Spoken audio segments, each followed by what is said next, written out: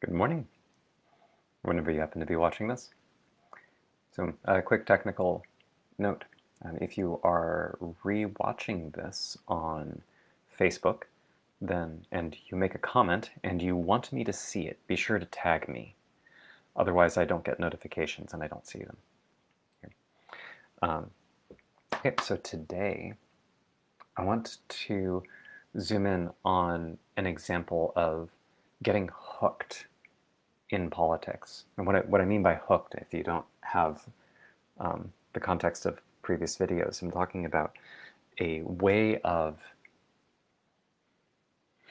like I have to I have to react a particular way, a strong reaction arising from usually very low. Like I almost always experience this as coming from the area of my belly button or lower, and moving forward. So this is stuff like if somebody says, "Well, that's a stupid idea," and I go, "No, it's not." Like that, the thing that happens before, "No, it's not," is this rush of a kind of movement. Right? So that energy that has me having to react, that comes from something. It comes from something being stirred.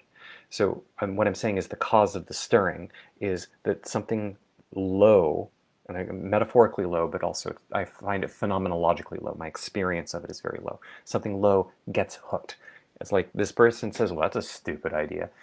That I take that in and it bumps against something. It catches me. It pulls me in. It hooks me and draws me into the drama. So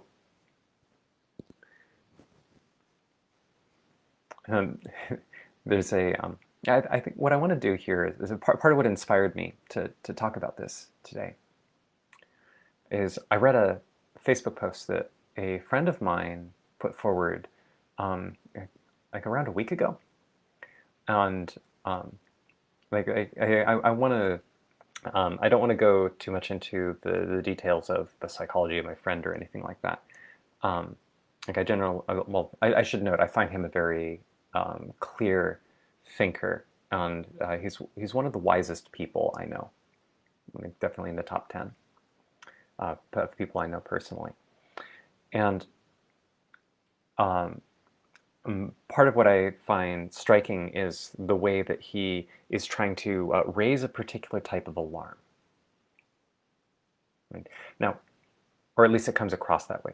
So I don't want to go into too much about why he put it forward, but I want to give the example. I'm going to read it out in a moment here, but before I do so, if you want to play along, what I invite you to do is first notice how you feel right now.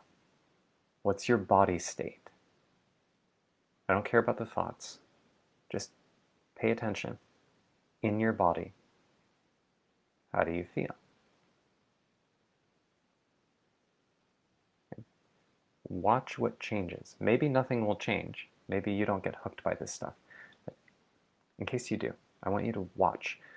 So there's going to be a strong tendency, a very strong tendency that I'll try to break down. I see this in myself, and I see this a lot in the world. This is like how society currently works. Sort of ironic given my context of yesterday. Society is broken. I see how to make it better. Like weeding out habits here. Just pay attention. So my friend lives in Canada, so he's giving the context of some things that he's noticing in Canadian politics, but they're very relevant to the current state of how things are happening. So he says, Canada is moving into full evening lockdowns. You'll be able to go to work, assuming you are not a small business owner being forced to close down, and go home. It started in Quebec. It's moving to Ontario. It will likely move to other provinces soon. Now, I want to give a little context. He's giving a link in this to an announcement about curfews showing up in Ontario. So this is his commentary on that. He continues. Big tech is doubling down on censorship across every major social media platform, banning doctors, lawyers, data analysts, sworn testimony, and even the President of the United States. Okay? Notice your body. Alternative free speech platforms like Parler are being targeted and taken down by web service providers for refusing to implement censorship. Okay. I am running the risk of getting my account suspended for even bringing this up. If you still think this is about a respiratory virus, it's time to start thinking outside of the box. A lot of big things are going to be happening these next 2 weeks. If you want uncensored information, get on the following free speech platforms ASAP, and then he lists a bunch. So, what stood out for me about this is knowing this person. Like, so, if you have no idea who this is, that's actually perfect. If you imagine someone posted this, what do you imagine their internal experience is? How do you think they're orienting? And notice in particular what judgments arise in you. This is not about judgments being bad, just notice. So when I read this, the first thing that hit me is, oh no, there's these lockdowns going on. And so, and part of that has to do with one of the pictures I'm looking at across the world. It seems like my parents have been talking for years about a particular sort of language. This is showing up in the 90s. They were talking about this stuff, about how there seems to be an ongoing war going on between the forces of centralization and the forces of decentralization. The internet originally was a major movement towards the forces of decentralization winning out. Bitcoin is another example. It's totally decentralizing currency.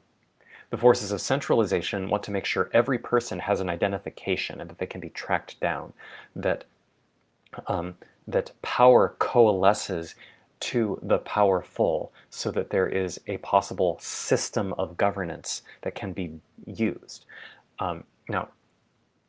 Used how? Like one of the big concerns is that it can be used by people who are compassionate or by people who just want to control people and collect taxes because they want money and power. So how are you dealing with that? Well, the forces of decentralization deal with it by saying, let's just make it impossible for dictators to rule across the board. It has the problems of anarchy and rule by memetics instead of rule by humans, which is approximately the case anyway, but it would fully shift it. If the forces of decentralization just flat out won, we would end up in a very different kind of serious problem with very little ability to coordinate about it in a meaningful way. So each of them have their problems. But there's a lot of the moves that that are appearing, especially with things like the shutdown of Parler.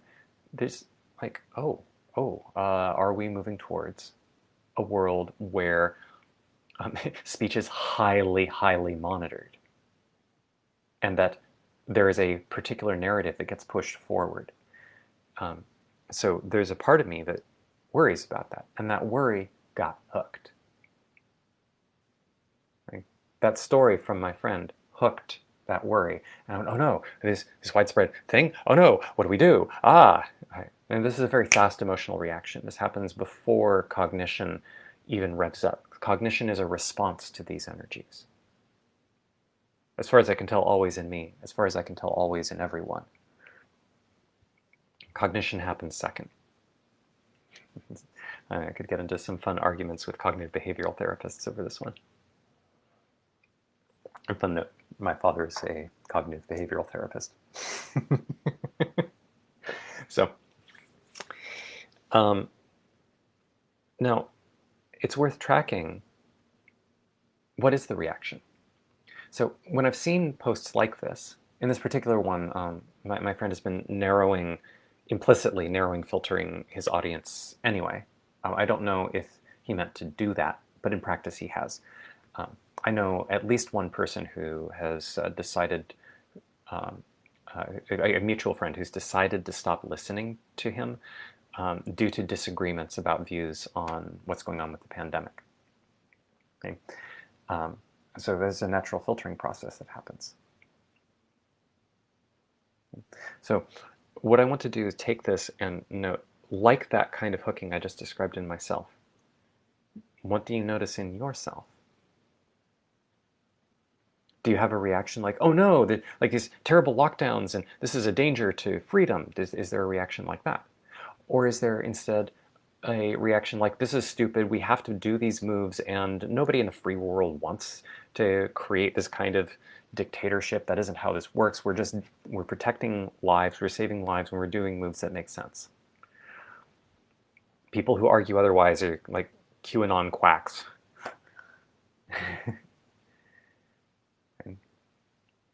Whatever the reaction, I think it's worth checking back and noticing what drove that reaction. It's possible you had a completely different one. It's possible your reaction was kind of neutral, like, huh. Okay. That's fine. If you didn't have a reaction or much of a reaction, I'll have, the next thing I have to share will, I imagine, speak to that a little bit. But just notice, why did that reaction happen? Now, when I ask why, it's important to track. I am not asking. There are two different directions. This is like a foundational piece, an absolutely foundational piece for tracking what I mean when I'm pointing at something. If I were to say, what does your tongue feel like in your mouth? There are two directions to put attention. One direction is down into the experience of the tongue. The answer is the act of looking. You answer the question. You don't answer it to me verbally doing that, but you answer it for yourself by knowing directly what the experience of your tongue in your mouth is like. The other direction is sort of up into thought and cognition. You rev the machine of the mind. Right, so that looks like, well, the tongue feels sort of like a, it's almost like an animal that I kind of have control over. It's kind of wandering around in my mouth. That's a weird way of thinking of it. Okay. So I've mentioned this in many previous videos. I'm not assuming anybody has watched any of the previous videos to see a given one. One way you can tell what direction somebody's going in, almost always, is if you pay attention to the eyes. Because when somebody goes up, their eyes move in a way that is really obvious if you're paying attention. They're not looking at what their eyes are pointed at. It's very hard to notice this for yourself because you're seeing something. The business of seeing where your eyes are looking is a little tricky. It's a little bit tricky, but it's totally doable. It requires a little bit of pressing if you want to. The same movement that is choosing to go down into the experience of the tongue and the mouth instead of up into thoughts about the tongue and how to articulate it. So in that same way, when I say why, looking at whatever reaction that you had to listening to that piece, why did you have that reaction? There are two directions to go in. The default one that almost everyone goes in is up, into the mind. Well, I had that reaction because his ideas are wrong in this way, and there are these concerns, and people who talk like that are nut jobs in this kind of way. Can you really trust them? And people, they're risking lives. Like, they're putting people's lives at risk in the middle of a pandemic because they're just clueless and get sucked into all these cult conspiracy thinking things. And okay, that's up into the mind. Okay. There's another, like, this is not about what you say, it's about where your attention gets placed. A different direction to go in is, oh my God, he's totally right. There's all these lockdowns happening, and there's this whole huge government conspiracy, an international conspiracy to lock everybody down. And like the word conspiracy in a conspiracy has been twisted to mean something that is obviously nuts, but it just means it's something that isn't standard. And why won't people wake up? And you've got to wake up. Up into the mind. I don't care what the content is. What I'm looking at is the movement. Where is the attention going? Okay. So when I ask why, I don't mean that. I mean the other direction. The same movement that you would have to do if I were to ask you, what does your breath feel like in terms of moving the shirt you're wearing? There's a movement you have to do with your awareness to actually look. So that's the movement that I'm inviting here. If you actually look at why you have that reaction.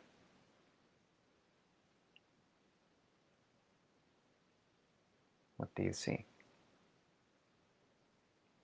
I'm not going to claim to answer it for you. I can give a very general picture. If your reaction came automatically, and especially if it shot you into your mind, guarantee you got hooked. Guarantee it. The question is, what got hooked? What was the energetic stimulation? And how did you experience it landing in you? Why did it get you?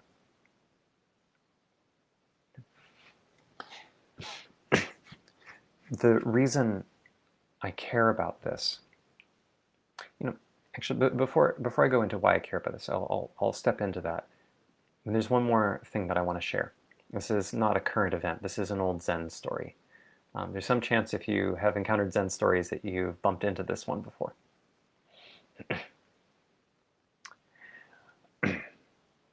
Well, I'm reading this off of thedailyzen.org, the Zen story of maybe. So I'll just read this verbatim. There is a Taoist story of an old farmer who had worked his crops for many years. One day, his horse ran away. Upon hearing the news, his neighbors came to visit. "Such bad luck," they said sympathetically. "Maybe," said the farmer. The next morning, the horse returned, bringing with it 3 other wild horses. "How wonderful!" the neighbors exclaimed. "Maybe," replied the old man. The following day, his son tried to ride one of the untamed horses, was thrown, and broke his leg. The neighbors again came to offer their sympathy on his misfortune. "Maybe," answered the farmer. The day after, military officials came to the village to draft young men into the army. Seeing that the son's leg was broken, they passed him by. The neighbors congratulated the farmer on how well things had turned out. "Maybe," said the farmer. Now, the point of that story is it's not about disengagement. I think this is a piece that westernized minds, which is basically everybody who's likely to be listening to this. If you are listening to this, chances are extremely good you're from the westernized world. Overwhelmingly likely. So the and westernized minds have a really hard time relating to this particular movement, this particular understanding. This is a kind of expansiveness.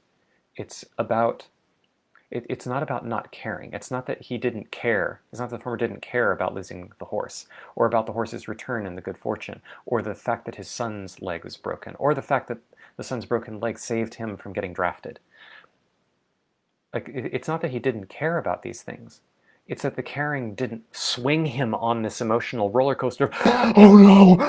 Oh no!" Instead, he recognizes, and this is the actual point, he's recognizing in a lived way, not in a cognitive way, but in a lived way. What does the tongue actually feel like? He's recognizing in a lived way the fact that his ability to accurately perceive and understand what is going on requires him to see beyond the roller coaster. So rather than being on the roller coaster, he can watch it. I'm sure that he experienced the delight and the sorrow of each up and down. Of course, this is an apocryphal story. It's not clear whether there was such a farmer. I'm sure there was such a farmer in some sense at some point. But whatever. The reason the story gets told is to highlight this tone of, So that tone is dramatically missing in the modern world. This is the reason why the world is moving so fast, why there's so much chaos and so much uncertainty. Because riding the roller coaster means that we're preferring the sensation of the swings over seeing what's true, preferring truth. And after a while, the distance between what we normally perceive and what is true becomes too great, and we end up paying the consequences of living in a quite literally psychotic fantasy. That's the whole thing. So there's something very beautiful and important about knowing my friend as well as I do. I suspect that what he is trying to do is coming from the maybe space. I suspect he is saying there is something to protect here. But this is different from the tone of there's something to protect here. People who are operating like that across the board are choosing not to pay attention. Okay? People who get riled up and get sucked into fighting for a cause. And I don't mean the action. I mean this kind of, we can't let them. We have to defy them. We're going to we're going to fight for freedom. Or how dare you? You're killing people with the pandemic, and you're not respecting the laws of nature and the science. You're ignoring these. I'm acting as though there are only two sides of this thing. It would be so much simpler if there were just two sides, but there's a lot more. But what I'm wanting to highlight is, regardless of the content of what's being said, this alarm, right? That alarm disconnects from reality. This is very different from leaning forward and saying, do you notice? Do you notice that there is, in fact, an arc? There's a kind of narrative arc that's worth tracking. A year ago, it was forbidden to suggest that this coronavirus may have leaked from a laboratory in Wuhan. Right? That there may have actually been some kind of genetic engineering going on with coronaviruses, and that there was a contamination mistake, something leaked, and that's why this is happening. Just forbidden. This was nutsoid conspiracy stuff. And now, this is becoming something that the mainstream is starting to recognize, hey, maybe something like this happened. There's this whole narrative thing about, there's this odd thing about how naming the virus the Wuhan virus was claimed to be racist.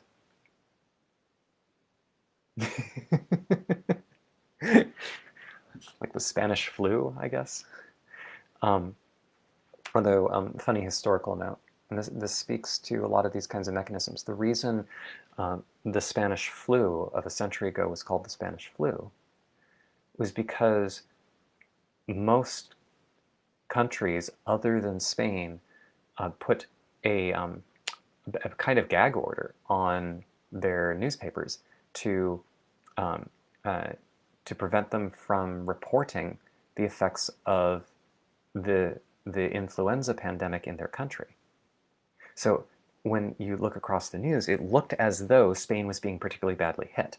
But what was actually going on was Spain was reporting more accurately what was going on. That's why we call it the Spanish flu. Right? So, yeah, that's not exactly central to my point, but it does dance right next to it. It's this question of, why do we perceive the world the way we do? Why do we perceive the political flow the way we do? If you think it's because you see the world clearly, it's worth asking, where did that impression come from? And in particular, are you really sure? Yes, of course I'm sure. Huh. Basically, everybody who acts like that is ignoring the kind of controls that actually affect their minds. So this bit with the lab leak, hypothesis. The basic point is there's a known phenomenon where labs all over the world are studying genetic modifications of coronaviruses. In some sense, it was just a matter of time before one of the hypervirulent human infectious versions got out. This is actually a pretty major concern, and people have been trying to raise alarms about this for a number of years. The fact that it happened in Wuhan, where they had a laboratory where they were studying genetically modified coronaviruses, is sort of like, I mean, in our current age, as I've said in other videos, all information is crap because we're in this massive multipolar global hyper-connected information war. So I don't know if there was such a lab, but it sounds like it's non-controversial that there was. And it is much more likely from the sounds of it that it came from the lab, from just some kind of accident, than it did from mutating from bats or something like that. I mean, just probabilistically, it sounds more likely.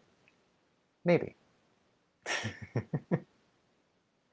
But this whole idea, wedded in the public narrative with it being a plandemic, with this idea that the whole thing was structured, the whole thing was planned in some sense.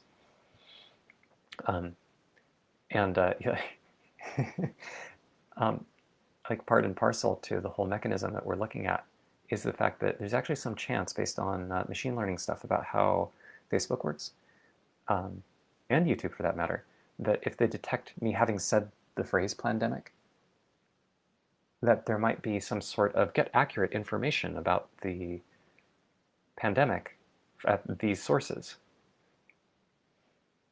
Or this is being reviewed for fact checkers or something like that. This is kind of hilarious because I'm not actually making claims about the content. If you actually listen to what I'm saying, I'm not making claims in this video about what is true or false about the pandemic, aside from things like, I seem to remember a year ago there was this kind of narrative, and now there's this kind of narrative. Like, I'm making claims at the social level. So,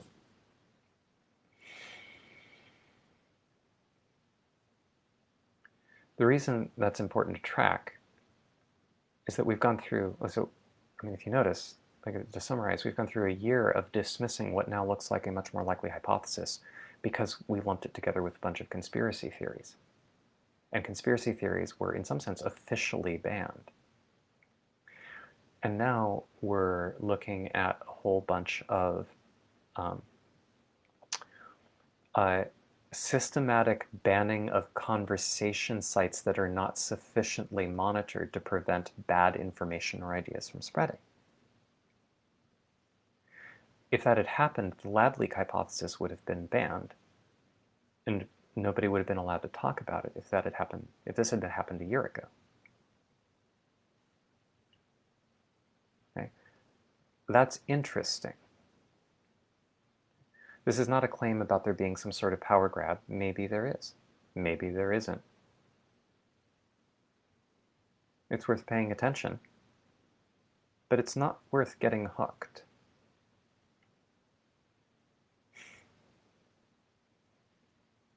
We don't have power over a power grab directly, if there is one. But we do have the power to notice, to pay attention, and to make choices about what we say and what we do. But only if we're not hooked. Once we're hooked, it's just a machine. It's just a machine. This is one of the big reasons why I've been working so much on how do I clean out all of the hooks? How do I become unhookable? Or how do I make it so the hooks don't actually, when I feel the activation doesn't control me? The reason is that way lies the only kind of freedom that I see can make any sane sense. The reason we have this problem, not just, and I say this problem, I mean the whole global clusterfuck that is currently going on. Regardless of your interpretation of it, regardless of what you think is true about it, I think it's pretty clear that the world is doing something that's kind of unsettling to almost everybody in a way that wasn't true in 2019. The reason is this riding the roller coaster. Oh, look at the great fortune. Oh, this is terrible. Ah, we broke through. Oh, but they destroyed our victory. Ah, we can fight back. This whole riding the roller coaster, instead of taking a breath, noticing what the tongue actually feels like, feeling my weight on the chair, seeing reality, and then listening to these stories that try to pull me out of reality and go, oh, maybe. That doesn't mean I don't care. It means that I am choosing to care more, but primarily about what is real, and recognizing that I don't fully know what's real. I will probably never fully know what's real about anything. But I can take a breath and I can look. And I can notice when the robotic machinery in me revs up and tries to demand that I have to take very specific actions. What? We're going through huge lockdowns and they're going to censor all of our speech and this is terrible. What do we do? How do I fight it? I don't think even my friend wants that. And I don't think even in posting that he wants that. I think he wants to encourage taking a breath, looking around and going, oh, maybe I shouldn't go, Yes, of course, the official narrative, this is correct. It is possible to bring clarity and insight without getting sucked in. And I think that's really important, and I think that's what the world needs.